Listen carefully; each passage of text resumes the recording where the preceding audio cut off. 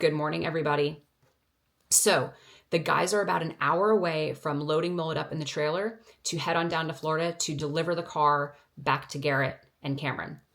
Before we do that, we're going to go out into the shop. We're going to look at some of the really cool functions that we have added to Mullet. We're also going to go over some of the testing that we do prior to starting a car for the first time. At the end of this video, there is going to be a Q&A where Devin is going to address some of the questions that were asked in the comments. The next video that you see will be the guys in Florida with Garrett and Cameron firing up this car. And we hope you stick around for that. We also hope you stick around after Mullet's gone. We have a lot of cool projects coming up, and we'd really love to share those with you. So before we head out to the shop, I just wanted to say thank you for everybody who's liked, commented, subscribed, bought a t-shirt, just supported us in general. We really do appreciate it. You guys have been awesome. And that's all I got. So let's head on out there and see what they got going on.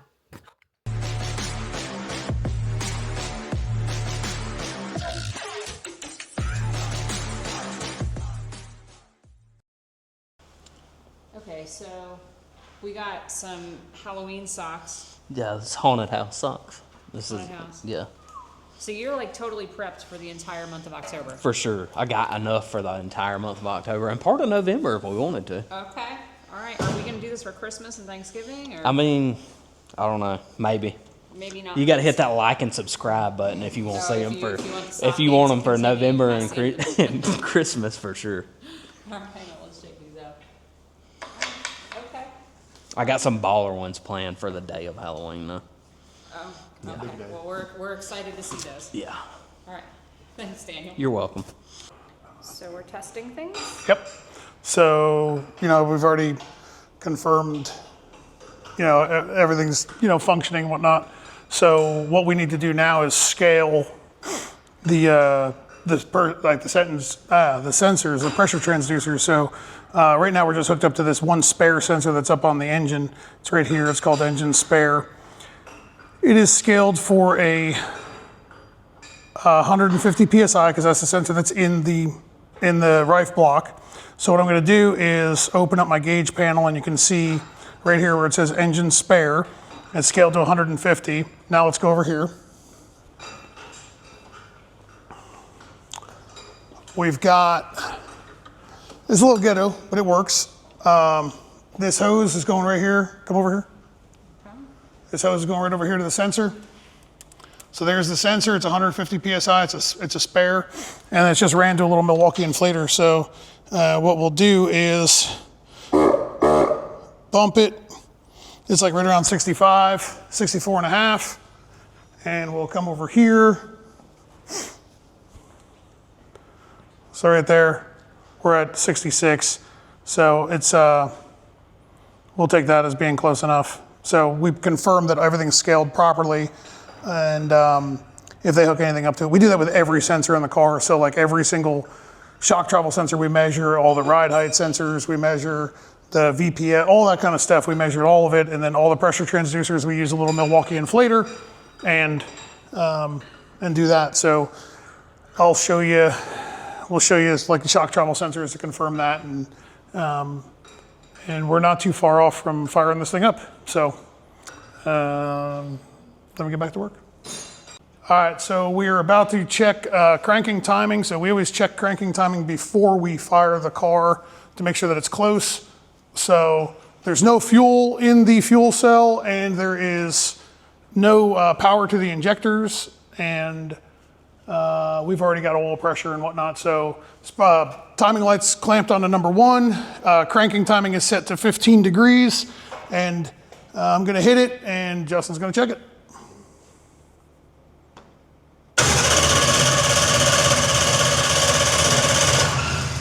All right, so there you go. We got cranking timing. Yes, it's right at 15. So now what we can do is draw a better mark at 30 degrees, which is where we're going to check static timing once we fire this thing up. So shout out to Full Spectrum. Cranks over at 250 RPM. Yeah, crank over fast. And we haven't even charged the battery since we took it out of the box, and we've been testing stuff, running the fans, blah blah blah. So not too shabby. All right, give us a minute here. So we got cranking timing right. We got oil pressure is good. Now we just filled it up with a little bit of alcohol. We're gonna just hit the primer pump and see if we got any leaks. And then What's that? 1 pound. We've got no fuel pressure yet. It's probably bypassing through the pump because of the way that primer pump's built. So yeah, everything's full though. So we got fuel through the system. It didn't make any actual fuel pressure. Oh, my bad. I think I was looking at the wrong fuel pressure. I was looking at pump gas fuel pressure. Oh boy, amateur hour over here. Sorry, people. I've never done this before. Kidding. Done this a couple times. Oh yeah, we had fuel pressure. Yeah, there we go. We got like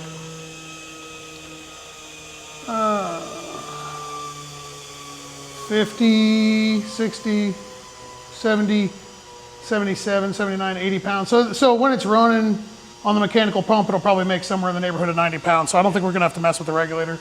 These injectors flow 520 pound per hour a piece at 90 pounds of fuel pressure. So they get substantially smaller if you start dropping fuel pressure. So we just wanna make sure fuel pressure is relatively close because I wrote a fuel map for this thing from scratch and I'm usually pretty good at nailing it. So I wanted to make sure that this stuff's right, otherwise it won't run right. So we're gonna leak check everything, just make sure that we don't have any leaks anywhere.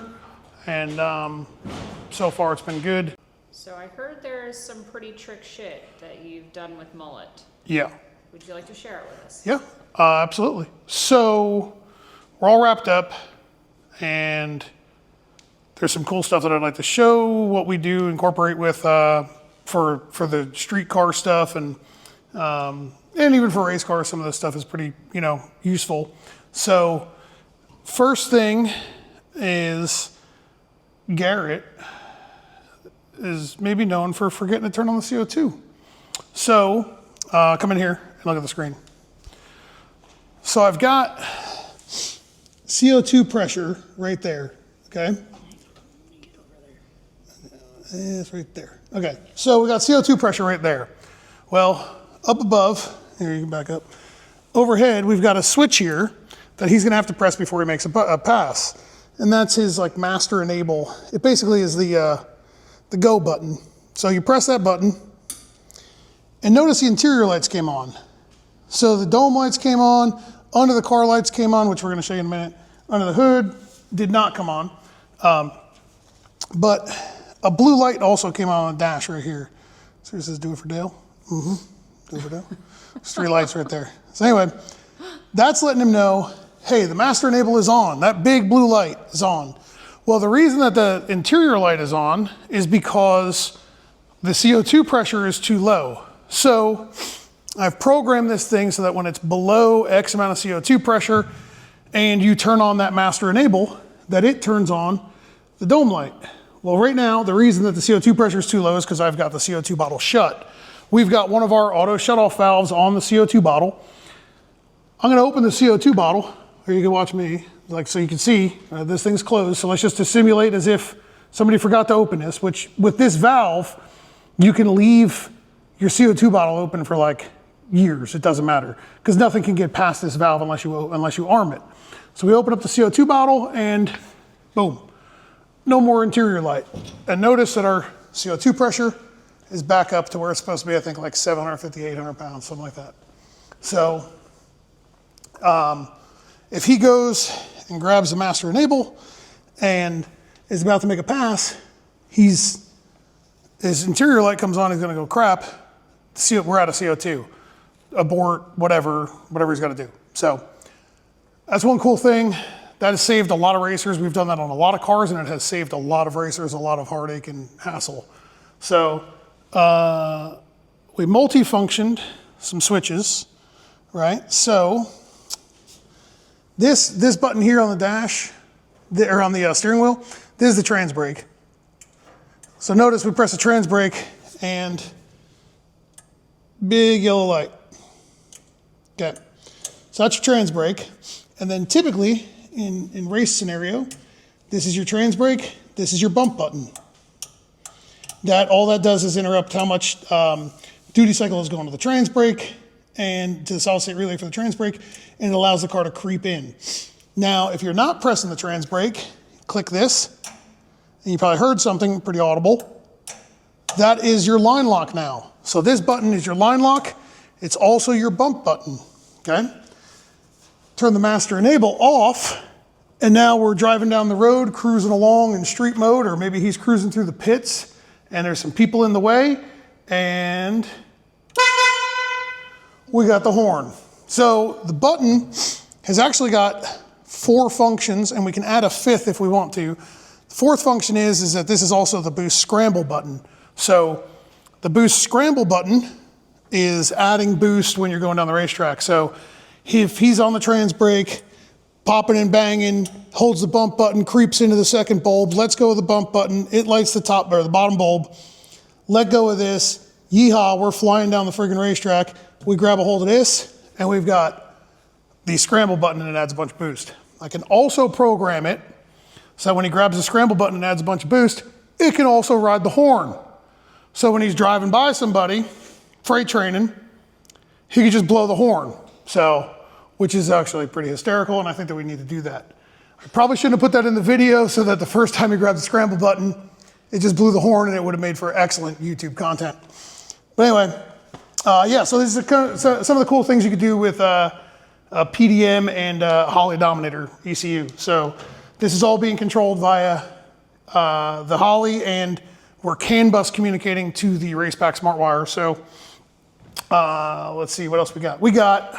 In fact, we monitor brake pressure on this car. So brake pressure is a pretty valuable sensor to have for lots of reasons when it comes to dialing in your pedal ratio and all that. And considering Garrett is involved with TBM brakes, we felt as if it was a necessity to have brake pressure next to his TBM line lock.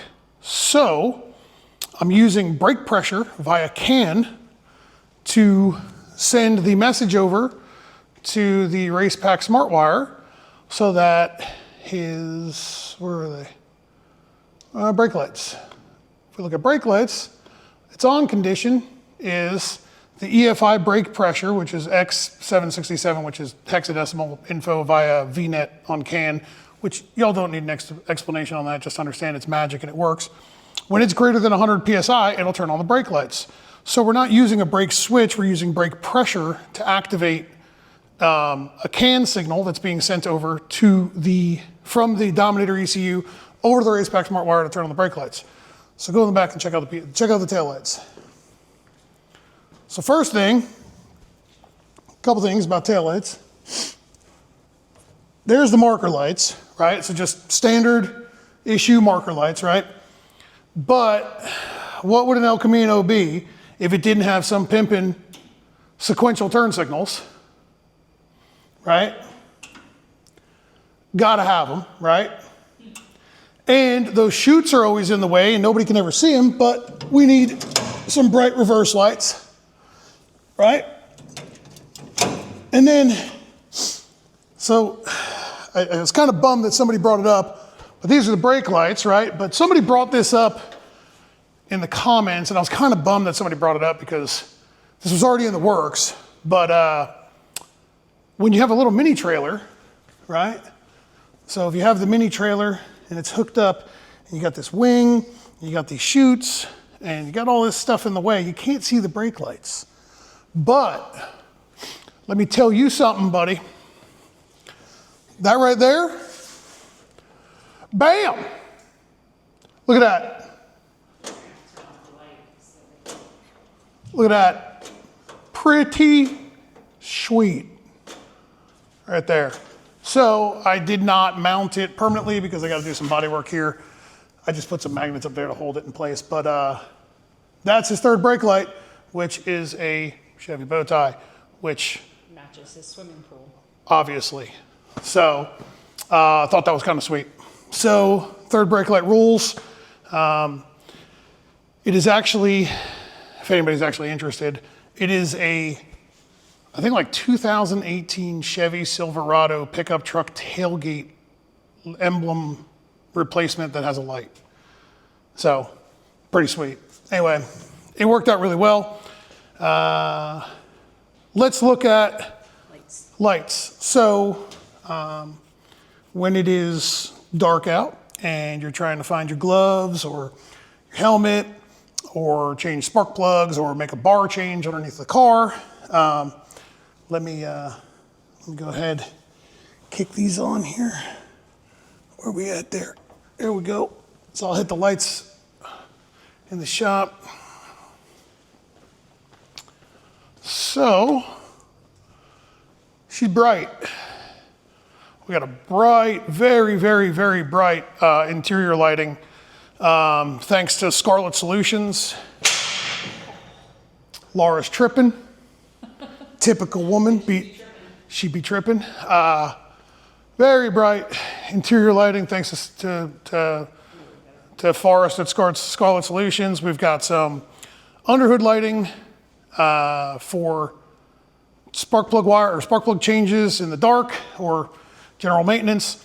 Plus, if they decide that they want to change up the lighting underneath of the hood, add more, remove more, there's stub outs there for them so they can just modify it, one on either side. We made it as flexible as possible. And we've also got lighting up above the rear end housing so that you can see the, here, I'll shut the marker lights off and stuff. So if you need to do a bar change or something, you can do a bar change without having to hold the flashlight in your mouth and, so it's nice and bright. So. Really bright. Yeah, I think it's gonna work out pretty good for them. So pretty jazzed about it. What else we got? There's some other stuff I'm gonna leave out. Oh, that's what I wanted to show y'all. So the SB part, the name of the company is called Weather Track, and we're a dealer for this company, and I've got one of these for my own personal car, and we've got one in my good friend Josh Davis's car, and SB Parts is the US distributor, but we're also a dealer for them. This thing is very cool. It talks to Holly CAN bus. It is a weather station. So you wire in CAN high, CAN low, power and ground, and you can monitor all of these things in real time. So it's got standard measurements and then fake measurements in metric. But here in America, what the F is a kilometer? You know what I'm saying? So nobody cares about meters, right? Care about feet. So I have 2 feet. I don't have any 2 meters. You know what I'm saying? Oh my God. So it's very similar to when we go on vacation and I can't read the signs. So anyway, water grain, very important. This is temperature and fake numbers. And then this is temperature in Fahrenheit, the way it's supposed to be. You've got density, altitude. It's actually very useful. Like when you start tuning fast cars, this is very, very useful. You nitrous guys that are watching, this is in all of your logs. So you can refer back to what the air was like when you make a change. If you're a nitrous guy, the water grain goes to 120, what do you do? Does anybody know the answer? Let me know if you know the answer.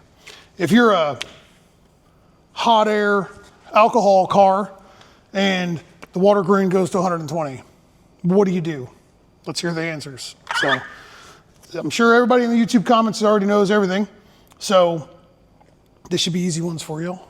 Y'all should know exactly what you need to do. So anyway, Weather Track, awesome company, awesome little product.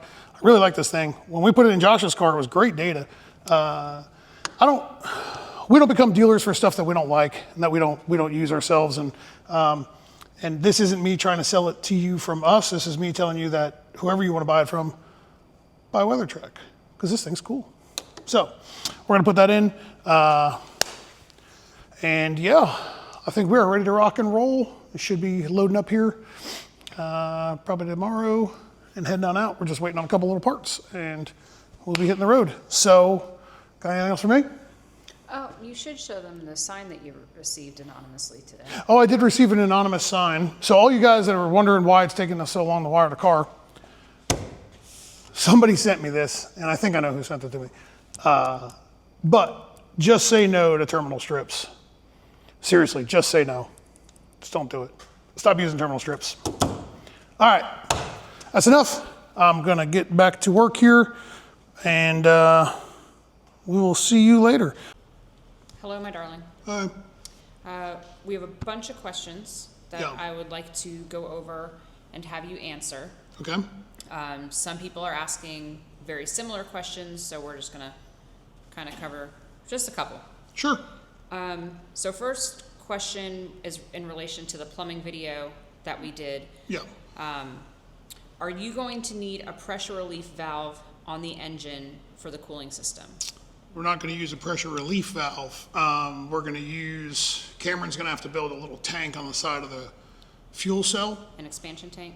Yeah, so it's just going to be a small expansion tank that will, and we'll use a 12, whoops, sorry. We'll use a 12 AN male to female gauge port adapter so that when the lines are looped, that gauge port adapter will have an 1/8 inch NPT port in it, and then that hose will run to that expansion tank. Okay. I think people were concerned about steam and pressure and all that stuff, so. No, I get it. If it was moving, it wouldn't be that big of a deal. But actually, it's not even really that big of a deal with it not moving. But yes, yeah, that's the answer. Yeah. Okay. A few people have asked if the car has been wired up for Cletus's radios. Yeah. There's a loose lead here, DT2, that is next to the shifter. When we go down and deliver this thing, I'm going to show Cameron. I think that they need to make a little plate next to the shifter to come off of that tie bar, make a quick release, hold the radio mounts, and then we also wired it for USB chargers, a whole bunch of stuff. So like there's a circuit there that can be programmed via the smart wire, which is what I'm actually in the middle of doing. That can be turned on with ignition or just with battery power or whatever. So, but yes, yeah, it's wired for radios. Okay. A couple people were under the impression that this was a dry sump car, but that is incorrect, right? No, it's a wet sump motor. The SMX is a dry sump motor. This is a wet sump motor. This is a wet sump motor with an internal oil pump. So no external oil pump. It's standard big block Chevrolet stuff. Would you be willing to disclose how many feet of wire is in this car? I have to go like check all the paperwork. Well, I just pull up this spreadsheet here. Let's see. Wire. So just like from 22 gauge, right around 24 to 2,600 feet. Yeah, right around 24 to 2,600 feet. So that's between 22 and 10 gauge. And then you've got battery cable and, yeah, it adds up really quick. Like if you think about it, you know, you've got 24 injectors and like just injector triggers. And let's just call that like an easy number of 5 foot just for the triggers from the ECU. That's disregarding the power leads for it. You're at 100 and whatever, 130 feet or something like that. So, you know, it adds up really quick. That's just for like injectors. Okay. Do the dry brake fittings and tight bends that are happening restrict any flow at all? The bends, while they may seem tight, they're not. So that's a double corrugated hose. So no, it doesn't restrict flow because of the bends. Basically, there's no. It doesn't ever go out of round. The same reason why we concentric twist wire in harnesses is that's the way that hose works. It stays around the whole way. Now the dry brakes do restrict flow, but the ones that I picked for the cooling system are Jiffy Tight 5000 series, and they are good for. I believe they're good for like 14 gallon per minute per. So, and it's split, so the system's split, so it's 30 gallon per minute. And I know that the Mazir pump is rated at 55 gallon per minute, but it's 55 gallon per minute with 0 PSI of pressure up against it. So realistically, those pumps in a standard system flow right around 25 gallon per minute. So if there is a restriction, it's very minimal. Okay. The bulkhead fittings in the rear of the car for the fuel lines. Is there any concern that big tires, the Target tires, will not clear No, they're like, no. If they, I mean, you could put a Big Bubba on this thing, and then, you know what I mean. That's what that Mickey Thompson tire is called a Big Bubba. It's like a 36 by like 18 or something. I think maybe with the camera, it looks It's like kind a of hard to much see in tighter the scale. space. Yeah, there's Yeah. a. I mean, you could. When you're actually under the wheel tubs, there's a lot of Honestly, them space wheel there. tubs are so big. I'm surprised ICE hasn't shown up to see if we were smuggling anybody in them. You know what I mean? Like they're huge. There's so much space in them wheel tubs. No problem there at all.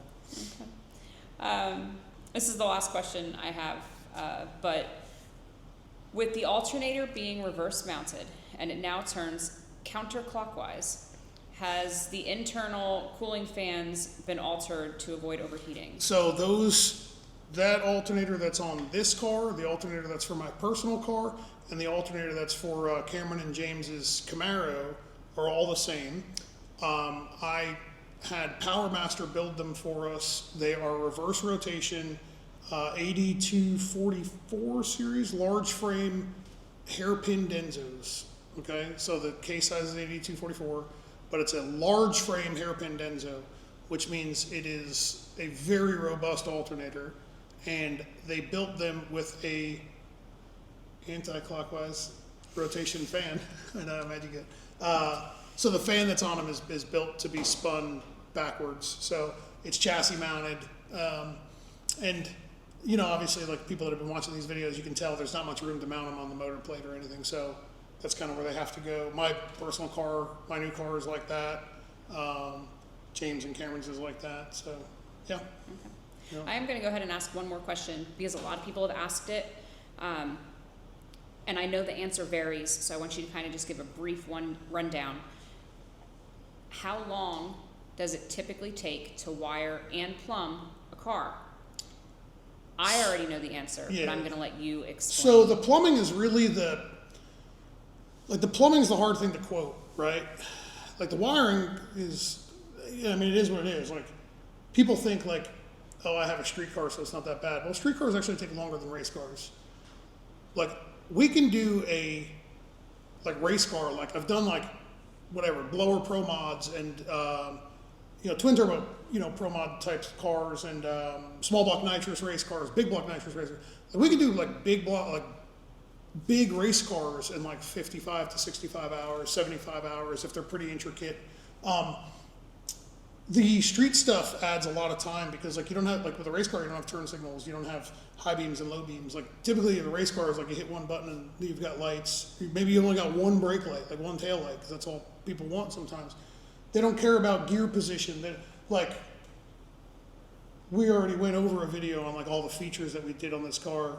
So, refer back to that. But like this car's got so much stuff in it that it's a drag and drive car, so like there's so many more circuits. We typically quote drag and drive cars somewhere in the neighborhood of 110 to 120 hours. And the reality of that is that disregard this car, like just take this out of the equation, right? The reality of it is that at 110 hours, we realistically have about 160 in it.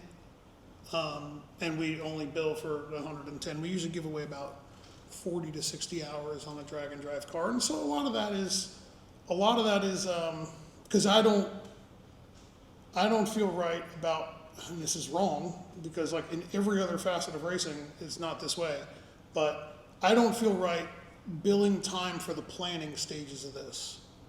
So in a car like this, prior to this car getting here, prior to Mullet getting here, I had roughly 45-ish hours, 50-ish hours into planning the wiring of this car.